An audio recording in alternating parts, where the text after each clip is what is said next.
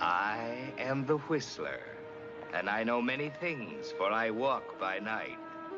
I know many strange tales hidden in the hearts of men and women who have stepped into the shadows.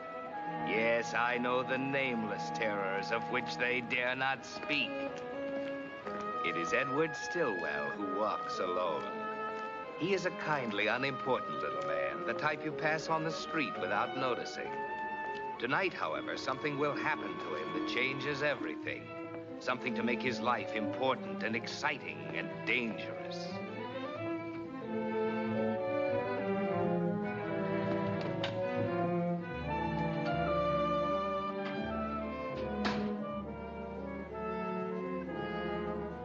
Mr. Stillwell? Yes, ma'am. I have an appointment to see Mr. Gale. Yes, I know. Mr. Stillwell's here. Send him in. Go right in. Thank you.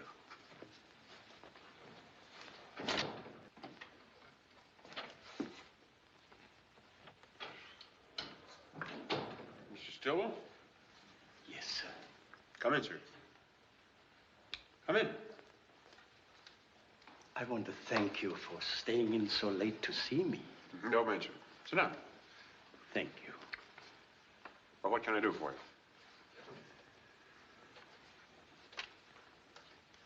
I want to know how much it would cost to have a young lady traced. Well, that I can't say offhand. When she disappeared, who is she? Her name is Laura Lund. It's 7 years now since I saw her. That was when her mother died. Laura was 14 then. 7 years is a long time. Might cost a lot of money to find her. Are you a professional or a businessman, Mr. Stillwell? I have a store at 2319 McCall Street. A music store. Phonographs, new and second-hand. Radio. Where do you live? I beg your pardon. I say, where do you live? 2319 McCall Street. Same address as the store. Yes, I have an apartment in the back. Laura and her mother live somewhere in the neighborhood, too. I know that because I'd see Laura playing along the block and see her mother coming home from work. The husband had been dead a good many years. He was a violinist. You can't even give me an address to start from? Just the neighborhood.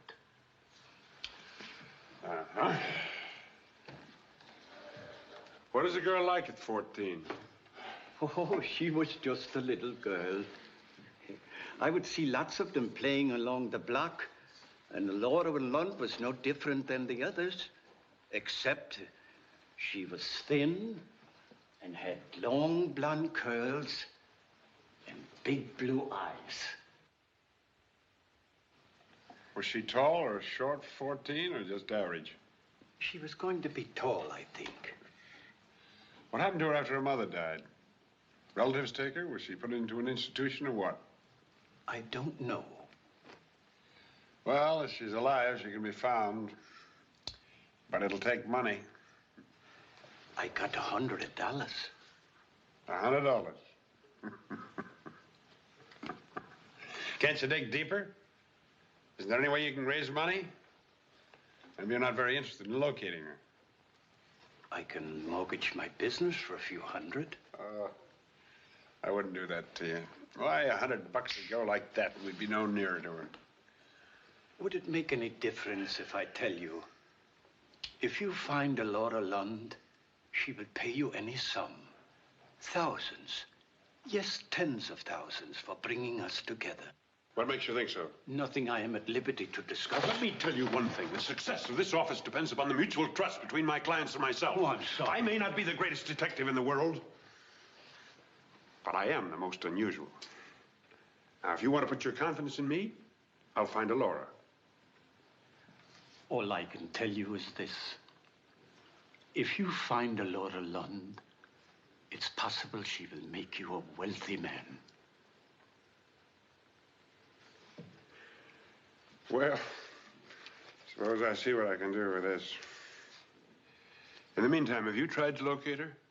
Oh, yes. I put an ad in the newspapers, in the personal column. Uh-huh. If anyone tries to answer that ad, I want you to get in touch with me night or day, will you? Oh, yes, sure. And I'll let you know when I have anything to report. Thank you. And good evening.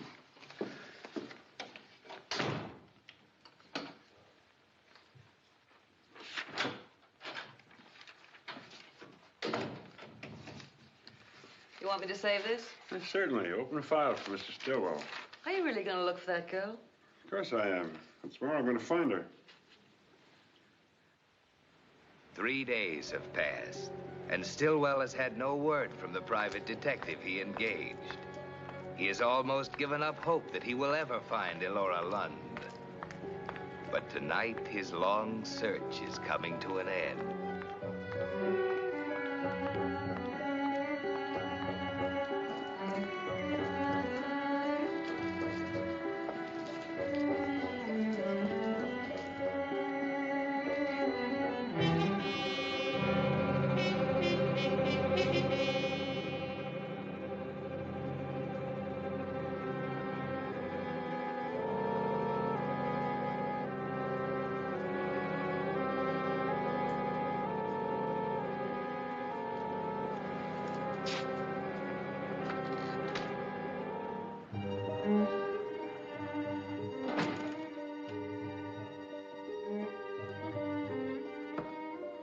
Mr. Stillwell.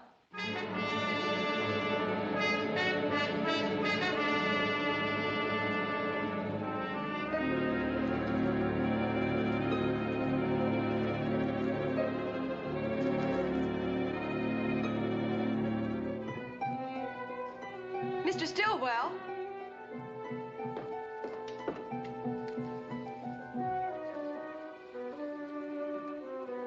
Mr. Stillwell.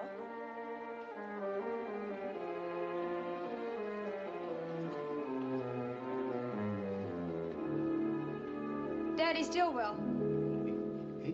How are you? What can I do for you? Oh, it's a miracle that I ever knew you were looking for me. I'd been away, but a girl I went to school with sent me a clipping. Elora? Elora Lund. My, how you've grown. But you're just like I pictured you. And you're just like I remembered you. You haven't changed a bit. 7 years don't make much difference at my age. Oh, but come, Elora, here. Sit down. Dear. Now, come, tell me. What have you been doing? And why didn't you come to see me? I was afraid they'd put me in an orphanage. So I took what little money there was in the house and ran away. I suppose you are wondering why I advertised for you. Of course I am. But even if you only wanted to talk to me, I'm glad you did. I guess I was too young to appreciate everything, but I'll never forget what a friend you were to Mother and me. Do you remember those odds and ends your mother used to bring to me to sell for her? I brought some myself when she was ill. Well, I never sold them. I thought perhaps if your mother got well, she would like to buy them back. They were heirlooms, things she brought from Sweden. Would you like me to buy them back now? Is that why you wanted to find me? Oh, no, no, no. My dear, I wanted to tell you, you are a rich young woman. Among those odds and ends, I found a treasure that's worth a fortune. What is it? All in good time, Alora. All in good time. But I must go out for a minute or two. But you can wait right here. I engaged a detective to try and find you, my dear. And I told him I'd let him know the minute you answered my advertisement. I'll be back in a minute or two.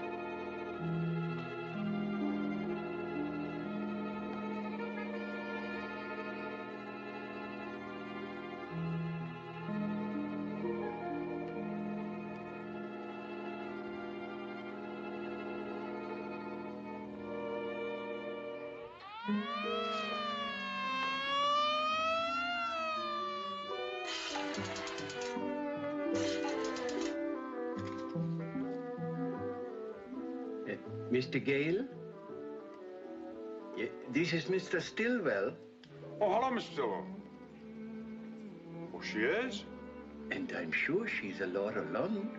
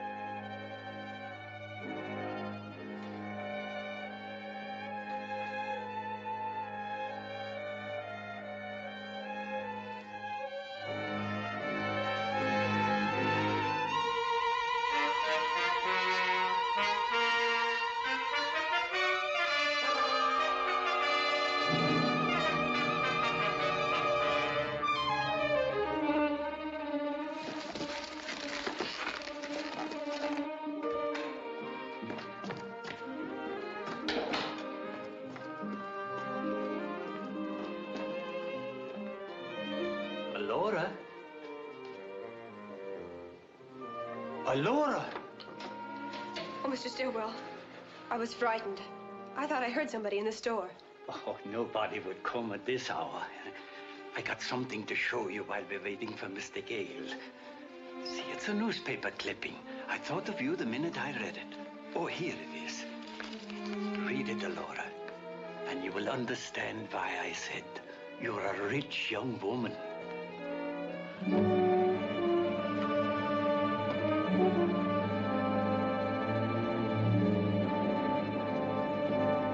Yes. What can I do for you?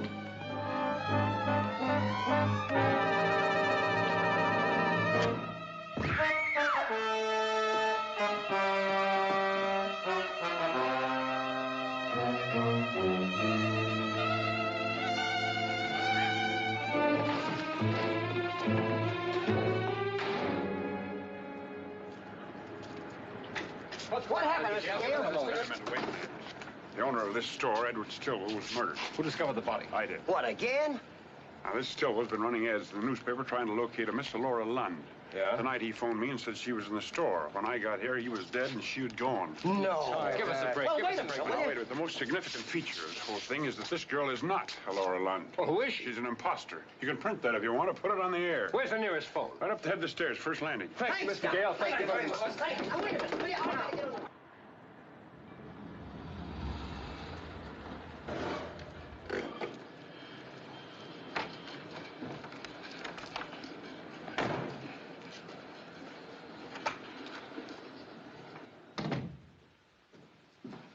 Just a minute.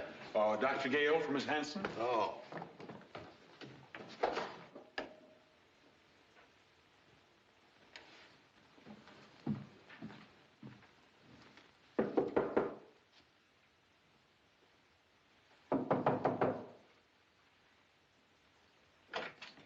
You dirty rat.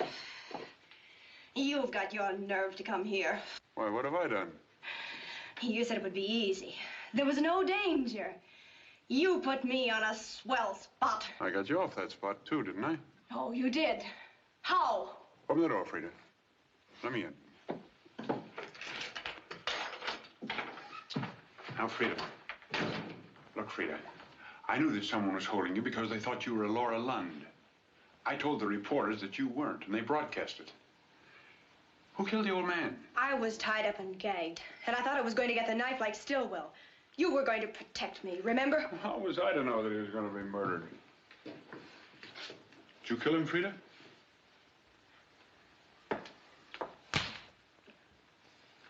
Well, unless you got a pretty good story, the police will believe that you killed him. You'll have to keep me clear of the police. You got me into this. I know I did, my dear, but I wasn't present when he was murdered, and you were. I paid you $100 to try and find out why he was so anxious to locate Laura Lund. Now, Stillwell was alive for some time after you got there. What did he talk about? About the girl's mother. She sold him a lot of junk she'd brought from the old country. And among that junk, there was something very valuable. Mm-hmm. What was it?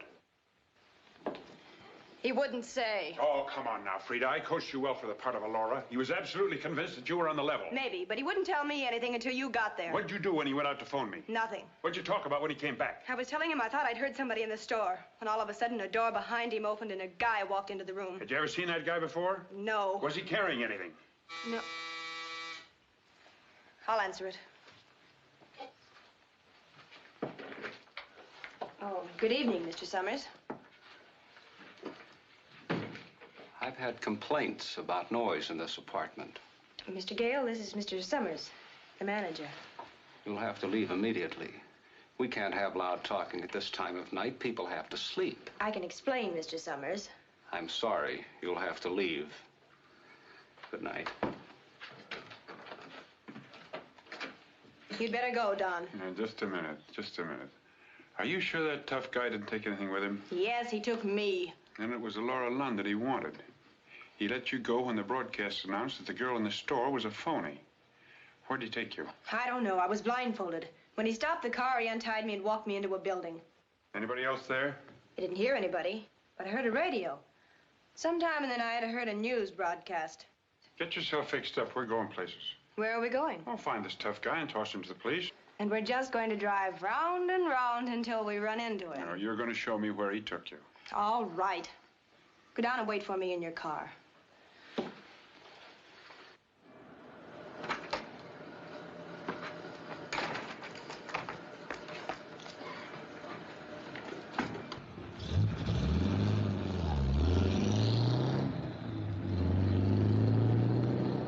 This is the maddest thing I ever heard of, even coming from you.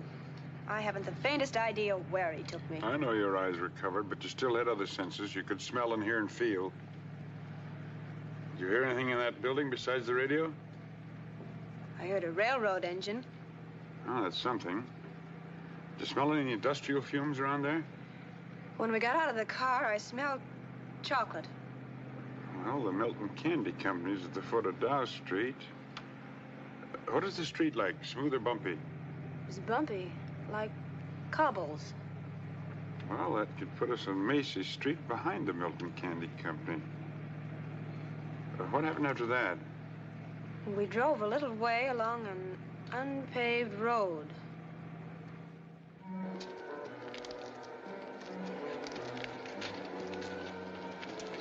Don, I'm frightened. Let's get out of here. When you got out of that car, did you step on cement or grass? Felt like gravel. Then I went out onto a boardwalk. And finally, 3 steps up into the house. Don, look.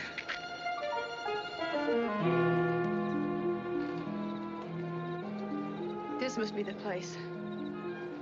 Let's get out of here. You go back and wait. Don't do it, Don. There's a killer in there. I don't see any car around. I don't think anybody's in there. I'm going to find out.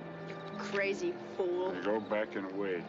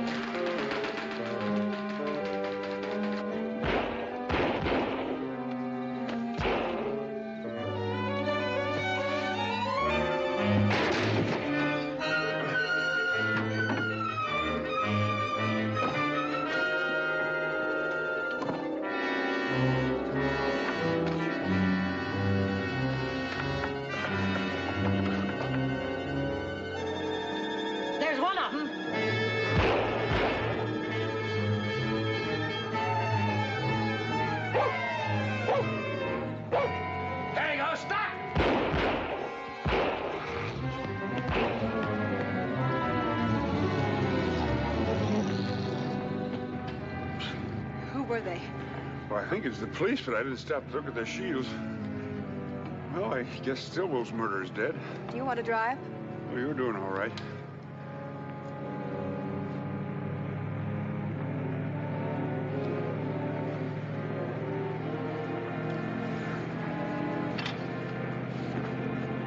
Did you lose the shoe?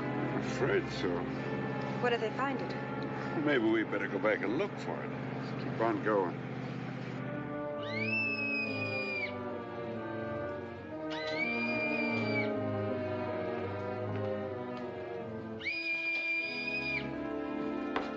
Yeah? It's Tackett and Burns. I want to see you. Oh, come on up.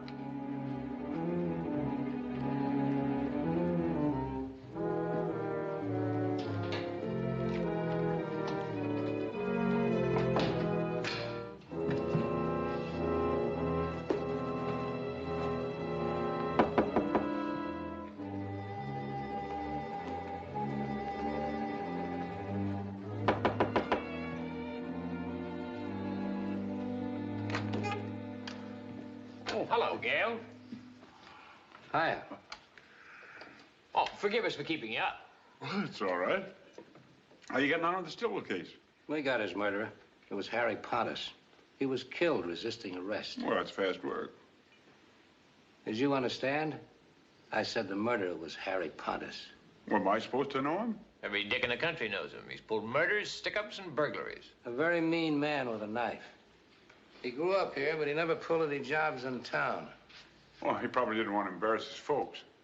We found a trick knife in his bedroom. He hadn't even bothered to wash the blood off.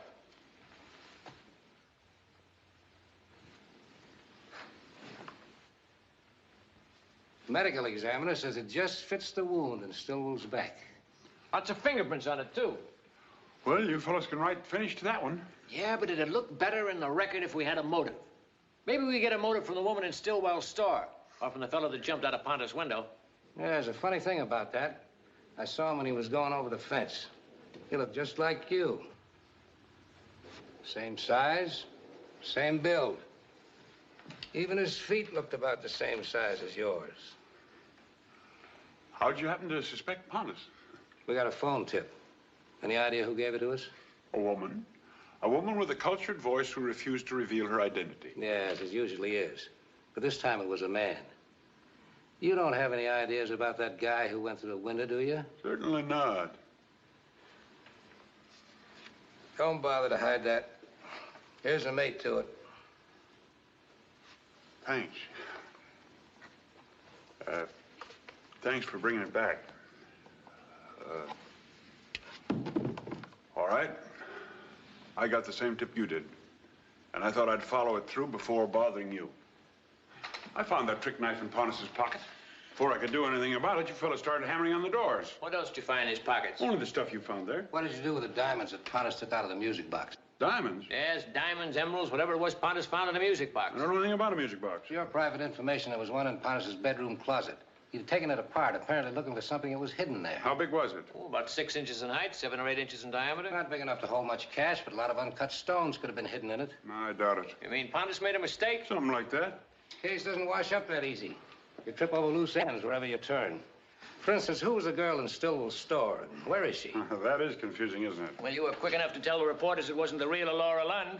How'd you know that? I told you, I talked to Stillwell over the phone about her. Who was Laura London? Why did Stillwell want her? If I only knew the answer to that one. We're gonna know it before we leave here. Are you implying that I know more than I'm telling you? We're also implying you're going over for housebreaking. Oh, you can't be serious. You think not? Maybe you didn't, maybe you didn't know about the music box. But you broke into Pontus's house. That's enough to send you over. Now, who is Laura Lund?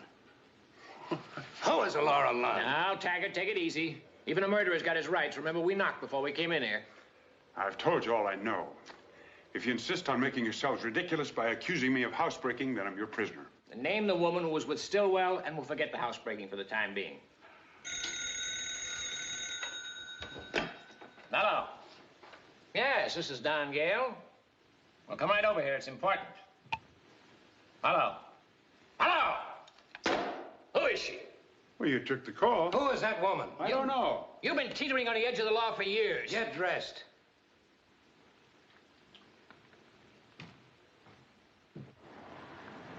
Unaware of the search that is being made for her, the real Elora Lund is recovering from the effects of an accident in the quiet of a sanitarium.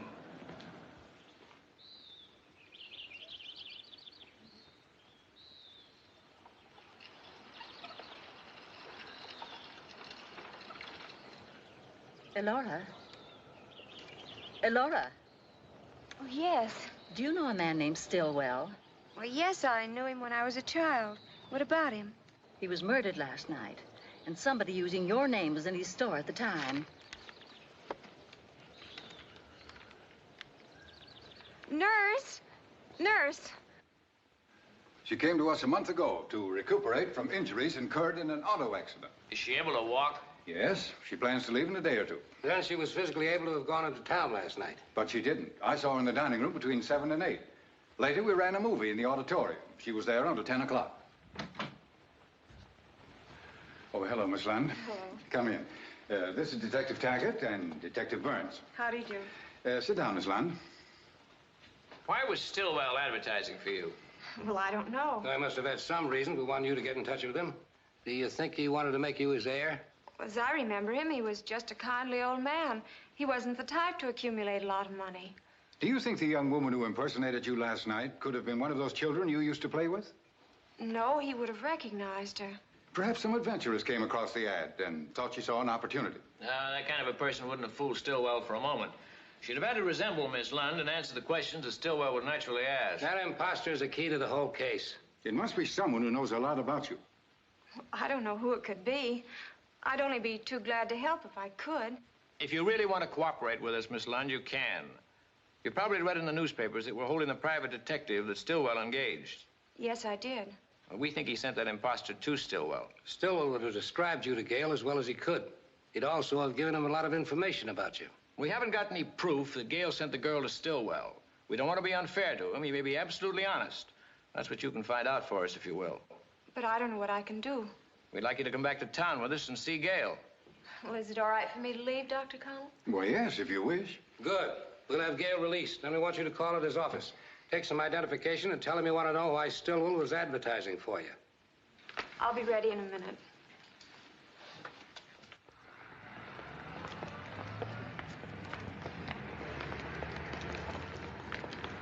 Well, now you know what the inside of a jail looks like. We're going to be nice to you. We're going to let you play around in the free, fresh air. But only for a few hours. Then we're going to bring you back in and put the formal charge against you. Unless you bring in the girl.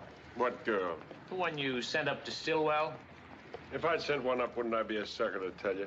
Maybe that's where you made your slip. So long, Gale. We'll be seeing you.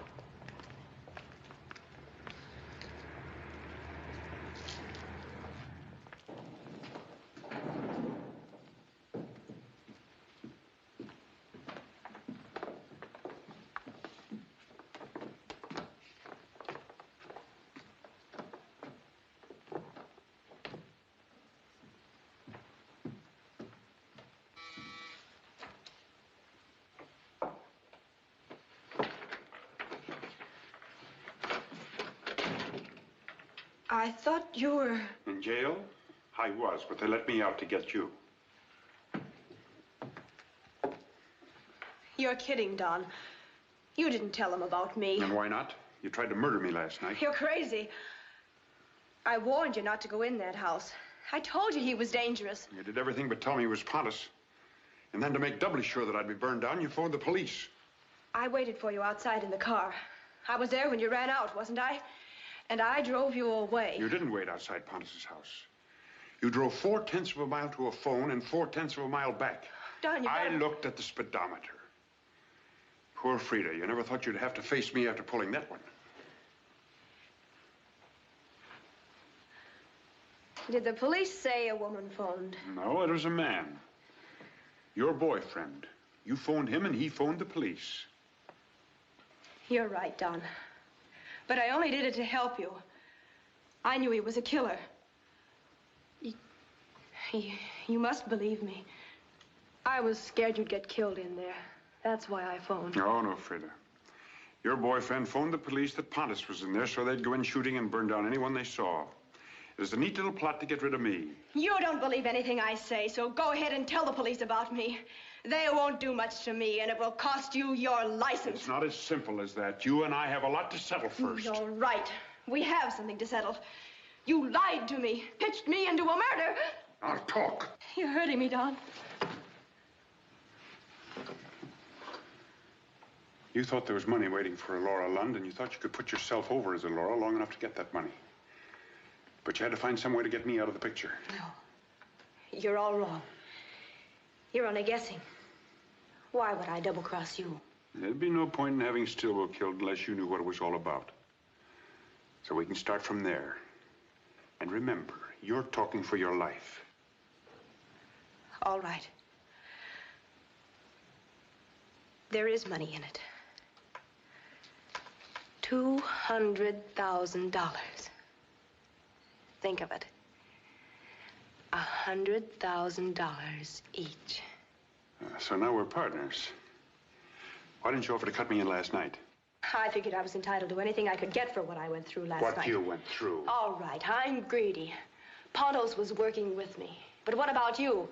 You're only sore because you wanted to grab it all for yourself. What was it Stillwell had that was worth $200,000, and where is it? The police. They followed you here. Answer it.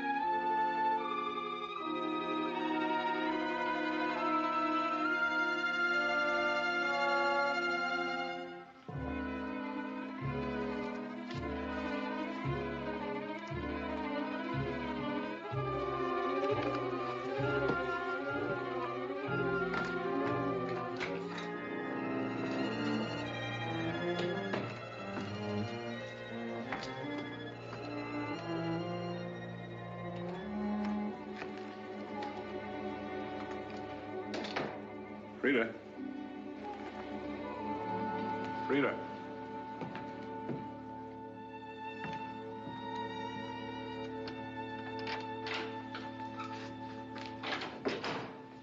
She's here.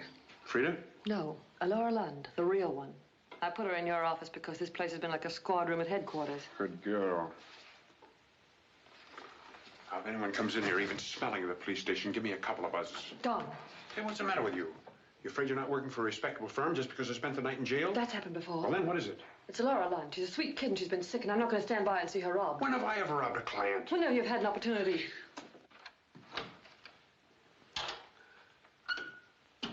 Good afternoon, Miss Lund. I'm Mr. Gale. Oh, please don't stand out.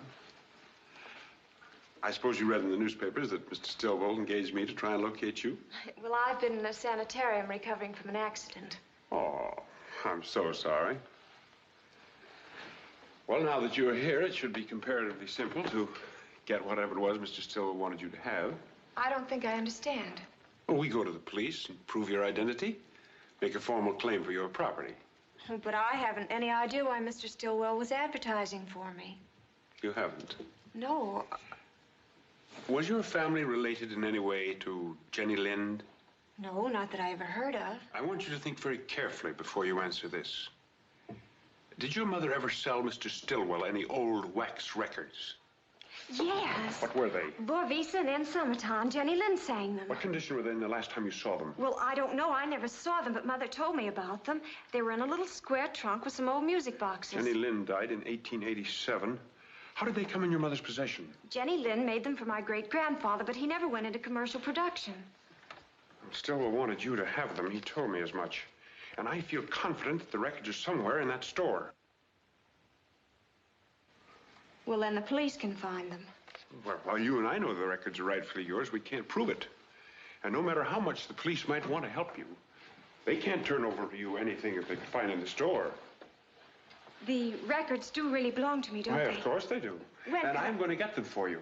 And what's more, I'm going to turn Stillwell's murderer over to justice. Is what you're going to do legal? Well, turning a murderer over to justice is certainly legal. Won't it be dangerous? Well, not for you, it won't. Of course, I expect to be paid for any risks that I take. Shall we say that I am to receive 1/4 of whatever the records bring? Really, Miss Lund, That's only fair. Fine.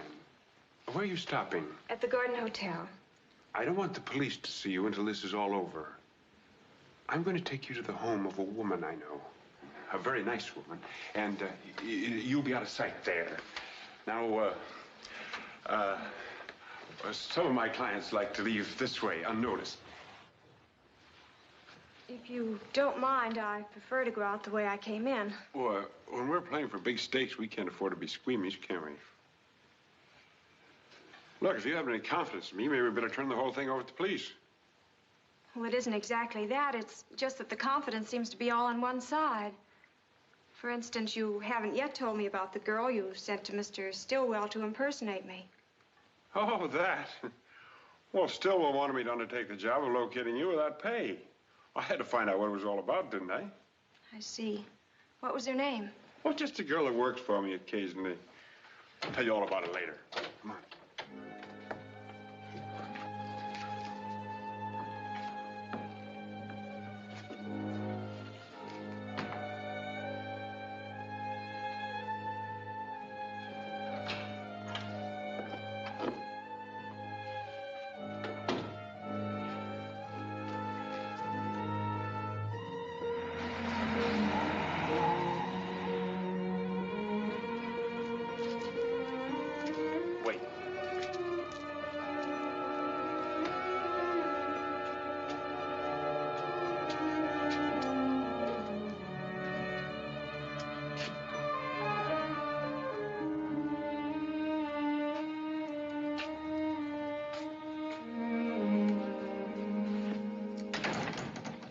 Denning, I'd like to have you meet Miss Lund. I'm always pleased to meet any friend of Don's. Miss Lund is a client of mine. She'd like to keep out of sight for the rest of the day. Come along. Just make yourself perfectly at home. No one will bother you here, dearie. Rose. I don't want her to use the phone, and I don't want her to leave. You expect me to use force if she tries to get away? I expect you to use your head.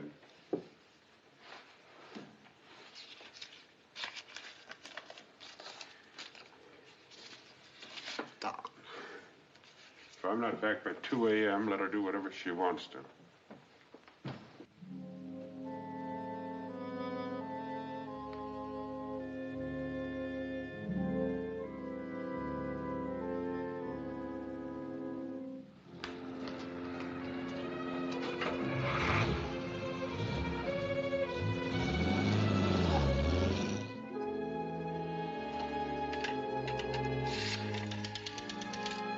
Get me, please. Operator. Hello? Operator.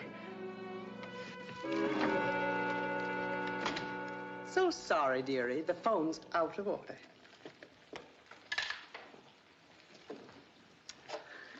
They're supposed to fix it today. It sounded all right when I dialed, and then it went dead. Sit down, dearie. Sit down. Take your weight off your feet. I don't know anything about telephones. I never was one for anything mechanical. I don't like the nasty things. They get on my nerves, ringing all night. Do you have any other lodgers? Not for the moment. It's easier and more profitable to have only occasional guests, like yourself. Then the others only stay a couple of hours like I'm doing. Oh, my, no. They stay for days, even weeks sometimes. Have a little drink? No, thank you. I'd like to waste it, you know.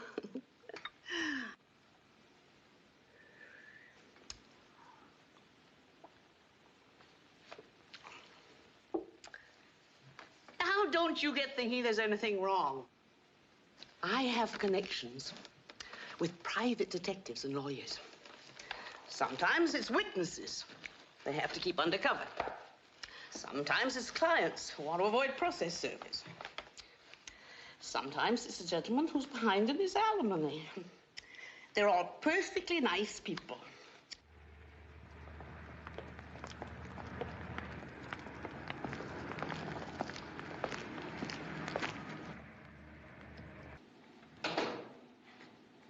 Good afternoon, sir.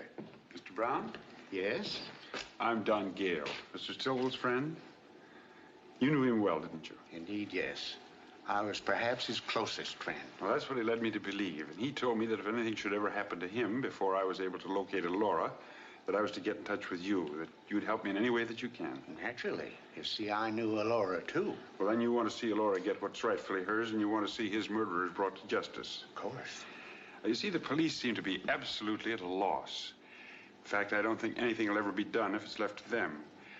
I know who the murderers are. Could we talk privately in your office? Oh, certainly, Mr. Gale. Right this way. Oh, shall I? Her name is Frida Hansen. She didn't leave her apartment all day, and the manager came up to see if she was all right. He found her body in a closet. She was strangled with a piece of strong cord.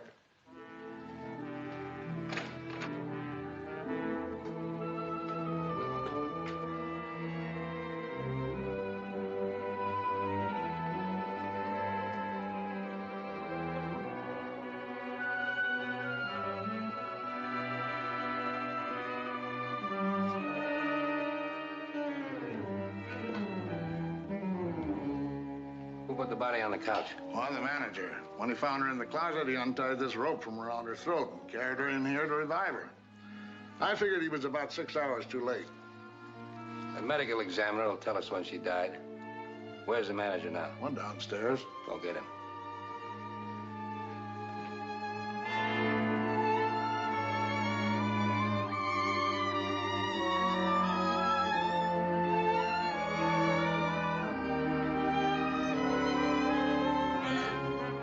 Pardon me, dearie. Say, can't we get out of here for a while? Mr. Gale doesn't want you to leave the house. I mean, I'm a prisoner. Don't be absurd. You wanted to come here, didn't you? Aren't you going to answer the door? No. We're not receiving tonight. But it might be Mr. Gale. Oh, no, he won't be here until after midnight. Well, I don't know when he'll be here, but if you don't answer the door, I will. Very well. But I know it's not Mr. Gale.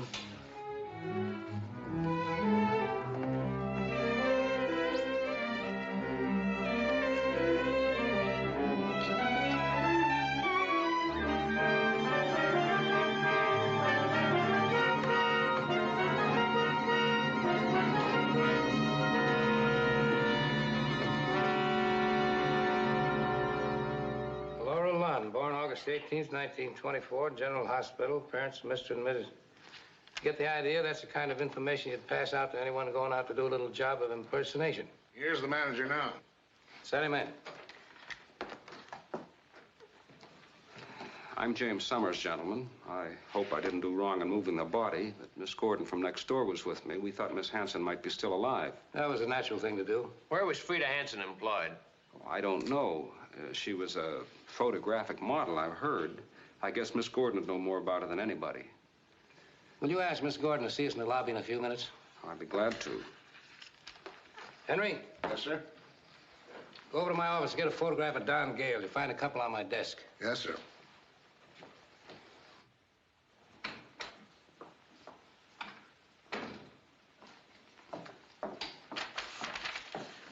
I I want to see Mr. Taggart or Mr. Burns. I'm Laura Lund. Did you just leave Don Gale, Miss Lund? No, I didn't. Henry. Yes, sir. This is Miss Lund. This officer will take you to them. They'll want to see you right away. Thank you. This way, miss.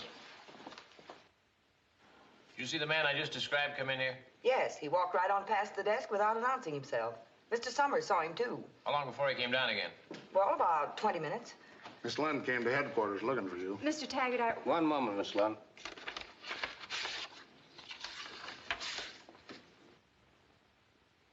Yes, that's him. Now, look carefully and take your time. Your identification will hang that man.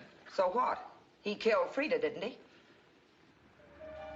And so Gale is charged with the cowardly murder of a woman. The police have a strong motive. They have proof of his opportunity. They have incontrovertible evidence that he was in Frida's apartment at the time she was killed. In fact, they have everything. Except Don Gale.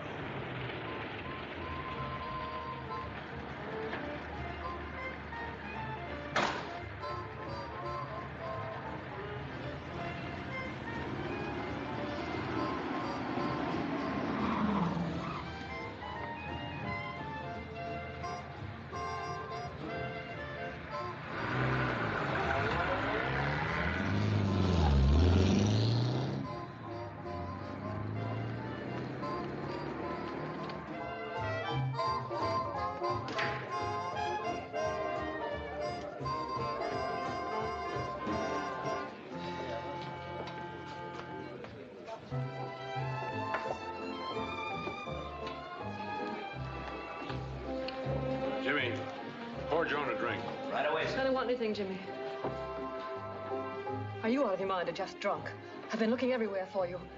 I hardly expected to find you in a bar. Why not? They found Frida's body. I said they found Frida's body. What are you talking about? The police know that you're at her place, and they're looking for you. I came to warn you, that's all I can do for you. It's more than I should. Before you go, tell me, am I supposed to have murdered Frida? Please, Dawn, don't touch me. Don't even talk to me. People are watching us. You can set your little mind at rest. I disliked Frida, but not enough to kill her.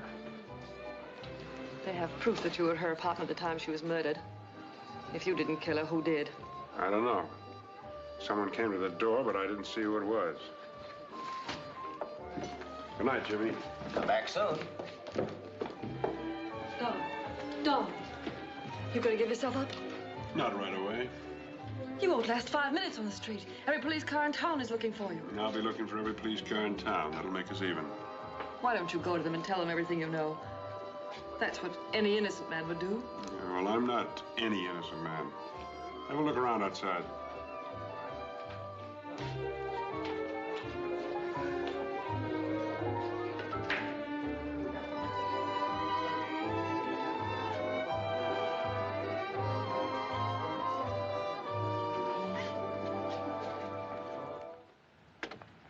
Don, what are you going to do? I'm going to Stillwell's, and I'm going to get a couple of Jenny Lind records that are worth $200,000. The man who killed Frida knows about them, too. I hope to meet him there. And then you're going to give Laura Lund the records and hand the murderer over to the police. Is that it? That's the plot. I don't believe it. If that were true, you'd go to the police right now. Well, have it your way. I'm going to get those records and head for the border.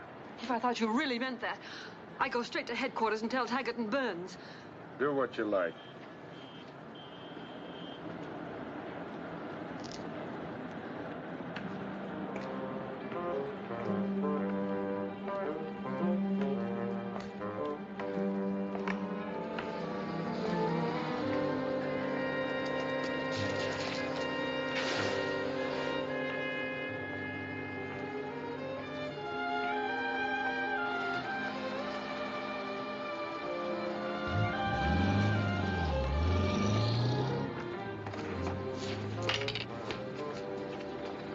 You all right? Yeah. You make it up those stairs? Yeah.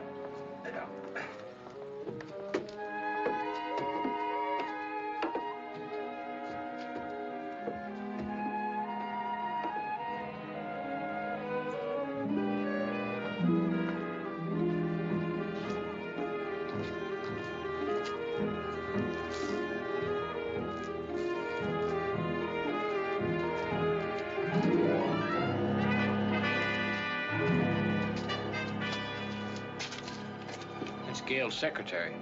She's going back to tell him the coast is clear.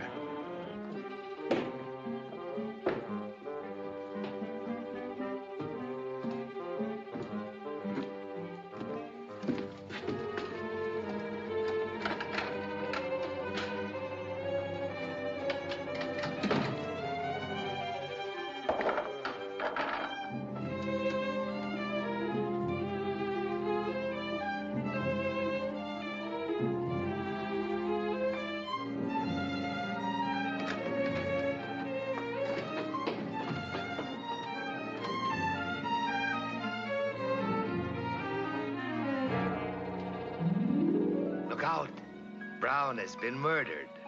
And if the police catch you here, they'll pin this one on you, too.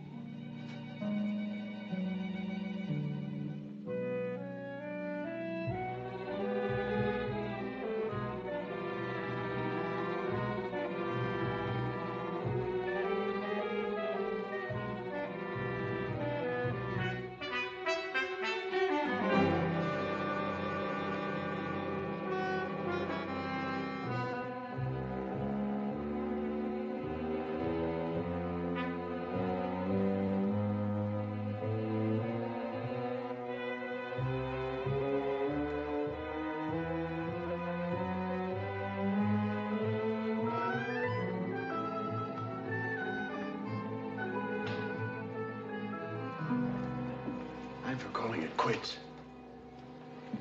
Perhaps you're right. I've had all I want of this. The cops are liable to be here any minute. Maybe it's all a pipe dream. We've looked every place. Well?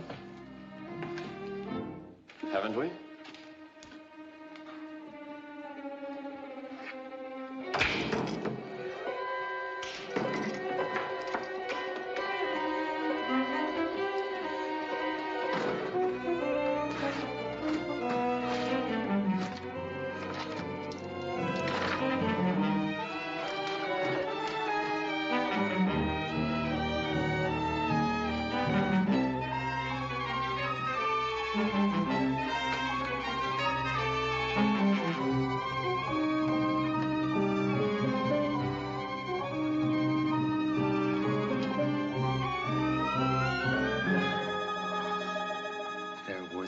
$100,000 apiece. Look at it. I can't read the rest of it, but I can read Jenny Lind. And I said it was all a pipe dream. We better get out of here. Come on.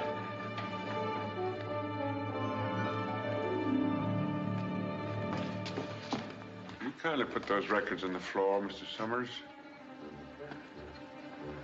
I guess it's time for us all to be reasonable. We'll declare you in, Mr. Gale. I'm not interested. Pontus was one of your partners, and Frida the other. Frida can thank you for what she got. You were going to turn her over to the police. I'm going to turn you over. Your friend here and the records. You were kidding. You wouldn't throw a fortune like this away. Oh, but I would. Somebody's going to hang for Frida and Stillwell. If it isn't you, I'm very much afraid it might be me.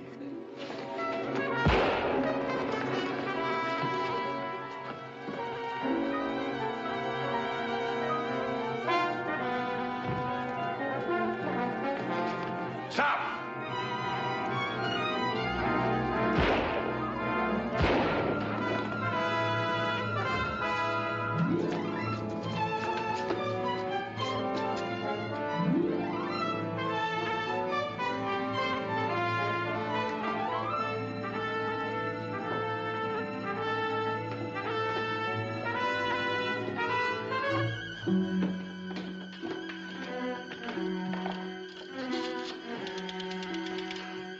Police headquarters.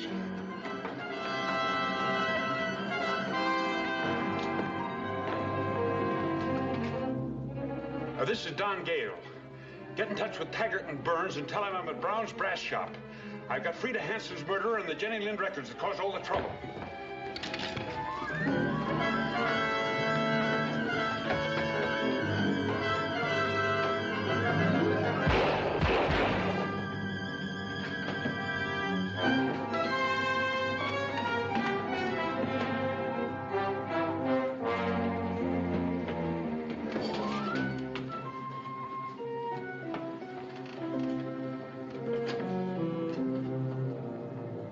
Too bad. One of the bullets went right through the box before it hit him.